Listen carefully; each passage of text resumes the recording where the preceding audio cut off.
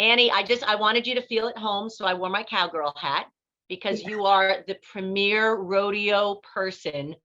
I'll tell you, when I first met Annie at the rodeo, you were on the committee, and we're going to talk about your committees and everything.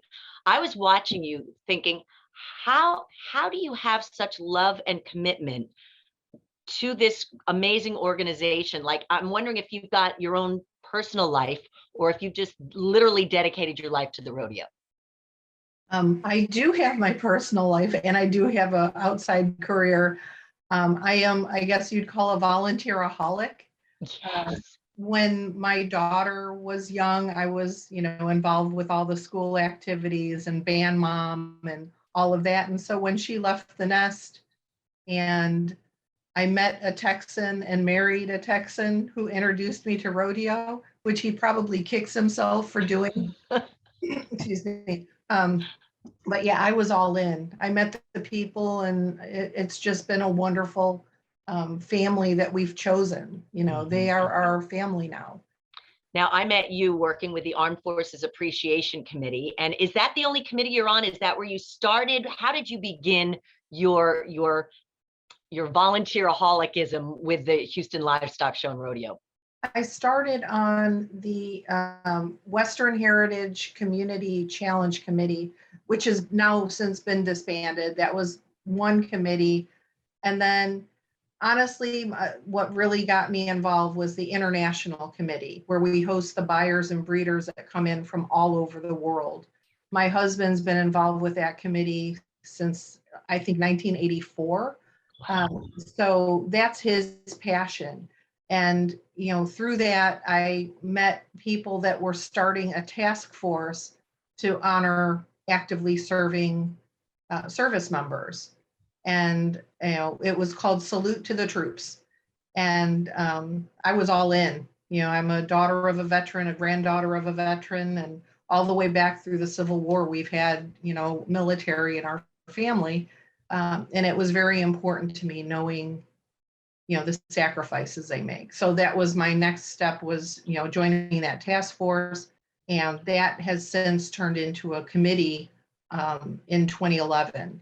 And I've been so blessed to be part of that committee and its growth, which we now not only honor the military, we also honor first responders on First Responders Days. So yeah, and the 2 days are now separate because they're both such popular days at the rodeo.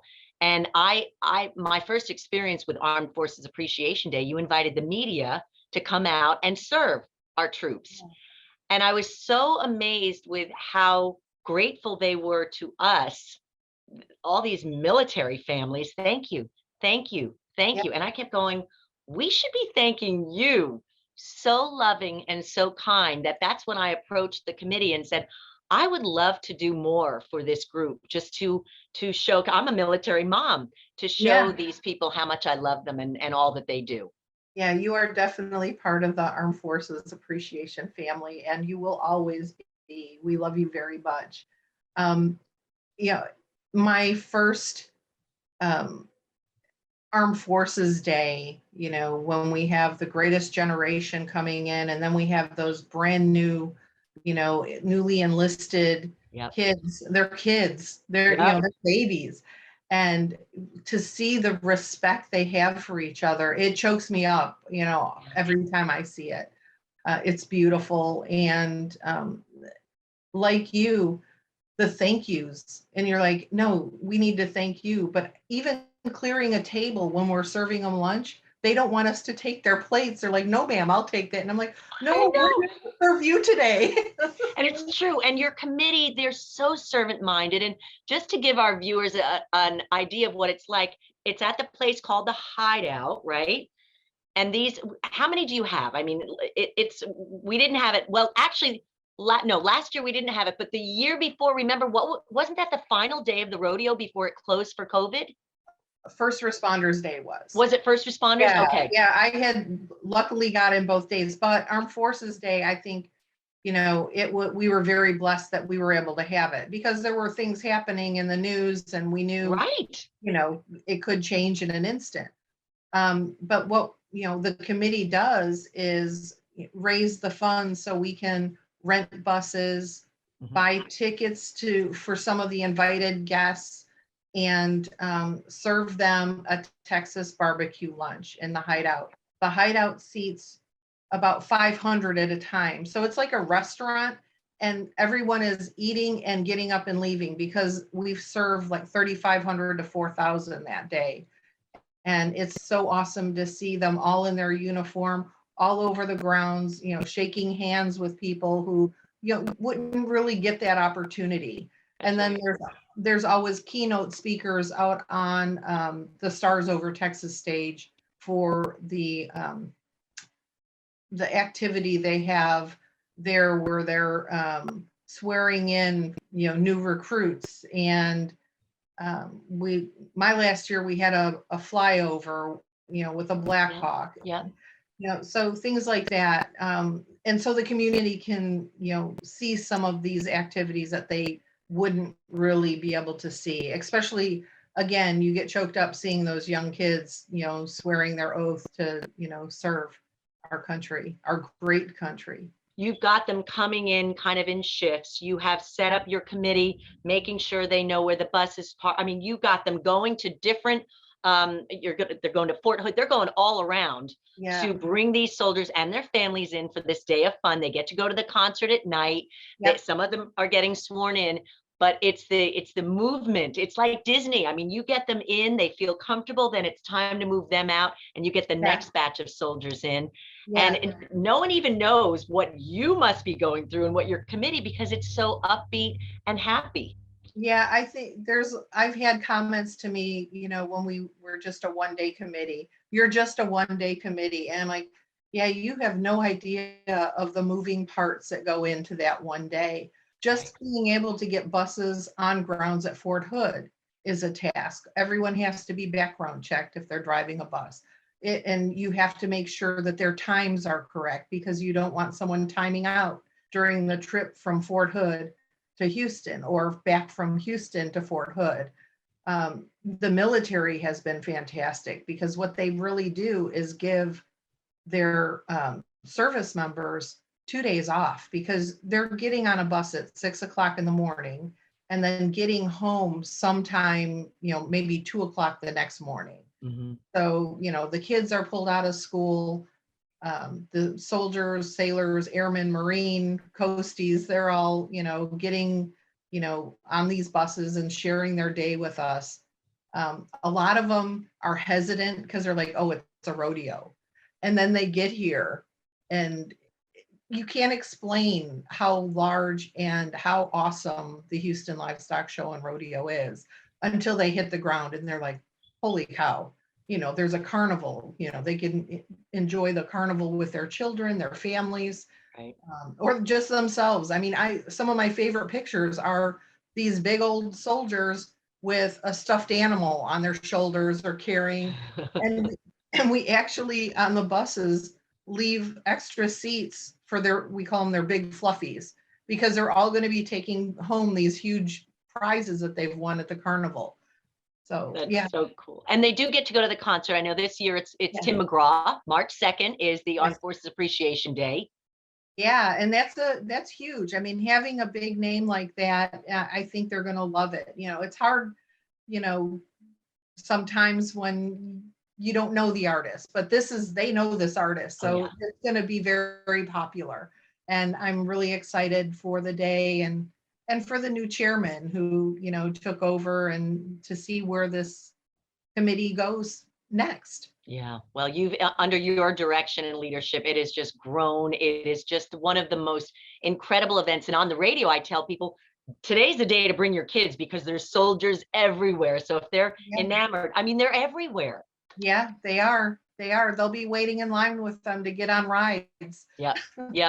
So Annie, the thing that always amazed me with you, you've got your family, you've got your job, and these Houston rodeo committees take up a lot of time, and you're there with a smile on your face. You've always got time for everyone. How did you become such an amazing volunteer? What was it? It was my mother, her influence on myself and my brothers.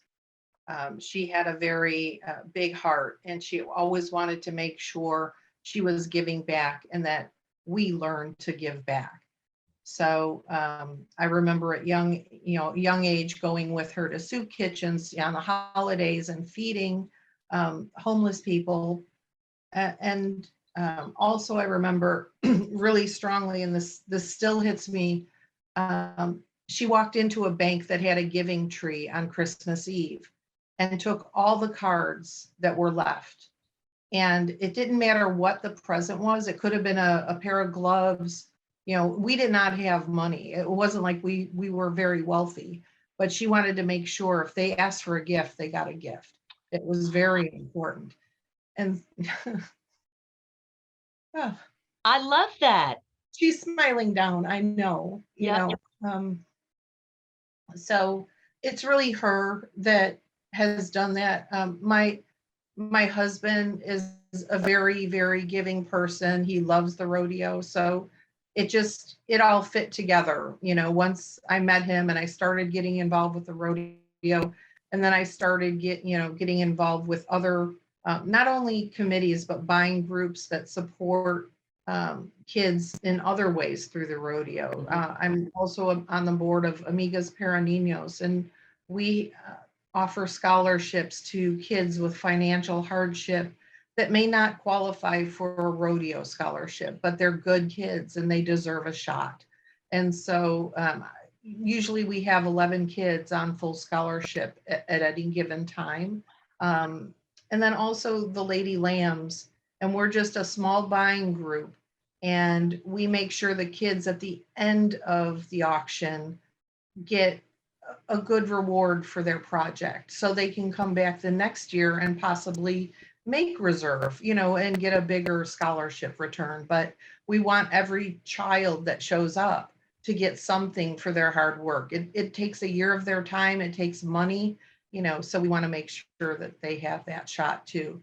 And, and as far as the rodeo, you can't beat them for the scholarships and financial aid that they offer and award every year, to the tune of $23-25 million a year. So Annie, not everyone can be, I love the fact that you were raised by a mom with a big heart, but not all of us have had that experience. And yet I want to be like you. I want to be that giving person where, I'm not complaining all the time about how busy I am, just so I can help people. What advice would you give to young, old, any age woman who really wants to be more voluntary minded in her life?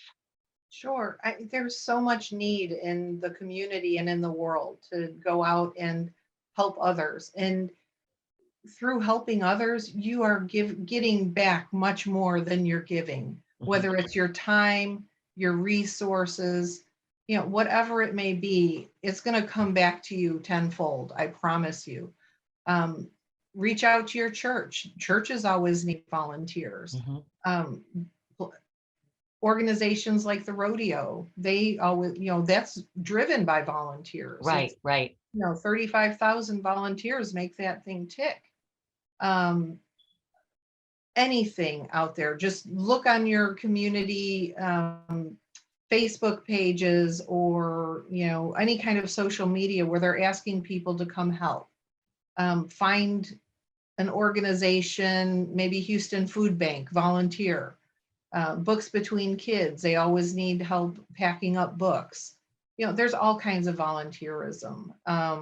And, maybe I was born with a servant's heart, but I see a lot of people out there that have a servant's heart. I think we all do inside. And it's just getting involved and getting out there that gets that heart beating. That is so good. And I think, especially if you've just moved to town, maybe you're looking for friends, the rodeo is a great place to start in your volunteering journey. Where would people begin though? What would we do if we were thinking about volunteering at the rodeo to just kind of see what it's like? Sure. You become a member of the rodeo, first of all. You have to be a member.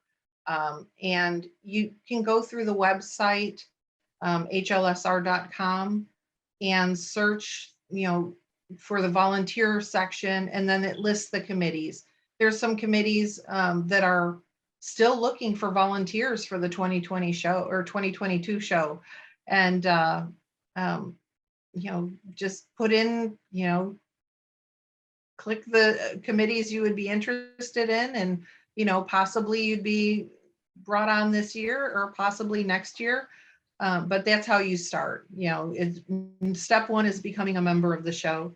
And then step two is picking a committee that you would like to join. But no, nothing's guaranteed. I know, but That's keep the plugging thing. away and you will make lifetime friends throughout all this. Yes.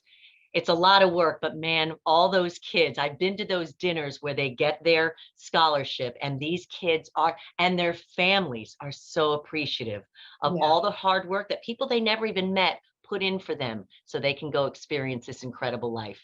absolutely. Absolutely. And it does your heart so good to It see does. those kids. And then the kids come back and share their stories after they graduate. And they're all amazing, every one of them.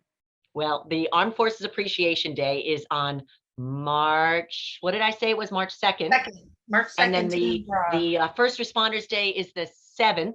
March 7th, and Yep. that's Luke Bryan. Yeah, Luke Bryan that night as well. I'll be emceeing both those days. I cannot wait. I love it. I'm also involved in Calf Scramble this year, which is going to be so much fun. Oh, awesome. They're doing this is the first year they're letting the media come and go to the hype party before the Calf Scramble and then get out on the dirt with those 30 kids who have 15 calf they have to try to catch. It's going to be intense. Yeah, and you're going to be inspired too, because they have these speakers that come in before the kids go out, and all of the speakers are incredible. So very motivating for those young people. So I'm so happy for you. That's Yes. wonderful. Best rodeo in the world, and we've got it right here in Houston, Texas, and so many Amen. amazing people like Annie making it as spectacular. Well, my job's easy. You're the one doing all the behind the scenes, and we thank you. Honestly, you have been, since the day I watched you just run this committee meeting, and the whole committee, I've always been amazed with your volunteering and your servant's heart, and we just want more people like you. We want to be like you. So thank you for being such a good role model. You're so kind. Thank you so much. And I'm looking forward to seeing people on the 2 Hug a Hero days. Exactly. I love it. I love it. We'll see you then, Annie. Thank you. Thank you, Dana.